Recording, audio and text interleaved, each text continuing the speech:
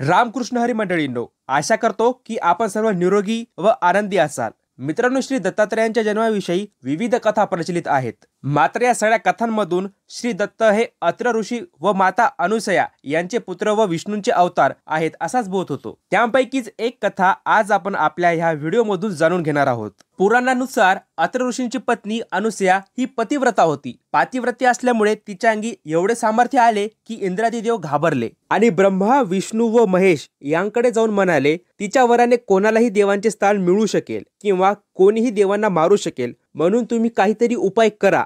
हे ऐकून त्रिमूर्ती म्हणाले, खरंच एवढी काय मोठी पतिव्रता सती आहे ते आपण परीक्षा घेऊन पाहूयात। एकदा अत्रि ऋषी अनुष्ठानासाठी बाहेर गेल्यावर अतिथींच्या वेशात त्रिमूर्ती आले आणि माता अनुसयेकडे त्यांनी भिक्षा मागितली। त्यावर माता अनुसयेने सांगितले, ऋषी अनुष्ठानासाठी बाहेर गेले आहेत, ते येईपर्यंत थांबा। तेव्हा त्रिमूर्ती माता अनुसयेला म्हणालेत, ऋषींना परत यायला वेळ लागेल, आम्हाला खूप भूक लागली आहे, लगेच अन्न द्या, नाहीतर आम्ही दुसरीकडे जाऊ।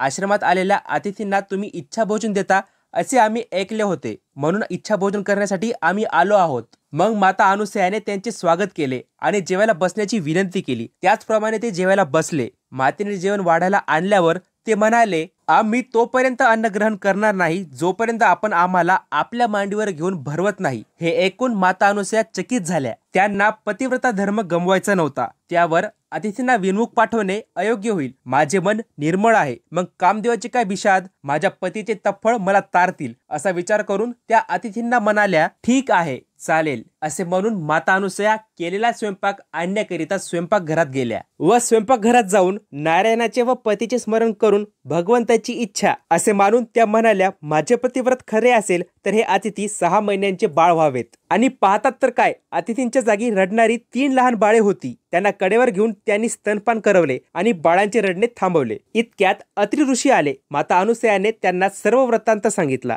त्या म्हणाल्या, स्वामीन देवेन दत्त, याचा अर्थ असा की हे स्वामी देवाने दिलेली मुले। यावरून अत्रींनी त्या मुलाचे नामकरण दत्त असे केले। बाळे पाळण्यात राहिली आणि ब्रह्मा, विष्णू व महेश त्यांच्या समोर उभे राहिले आणि प्रसन्न होऊन वर मागा असे म्हटले। अत्रि ऋषींनी आणि माता अनुसयेने बालके आमच्या घरी राहावीत असा वर मागितला। पुढे ब्रह्मदेवांपासून चंद्र, विष्णूपासून दत्त आणि शंकरांपासून दुर्वास झाले। तिघांपैकी चंद्र आणि दुर्वास तप करण्यासाठी अनुमती घेऊन अनुक्रमे चंद्रलोकी आणि तीर्थक्षेत्री गेले। तिसरे दत्त विष्णू कार्यासाठी भूतलावर राहिले। तर मित्रांनो, ही होती दत्तात्रय यांच्या जन्माविषयीची अगदी थोडक्यात माहिती। व्हिडिओ कसा वाटला ते कमेंटमध्ये अवश्य कळवा आणि चॅनलला सबस्क्राईब केलं नसेल तर अवश्य करा।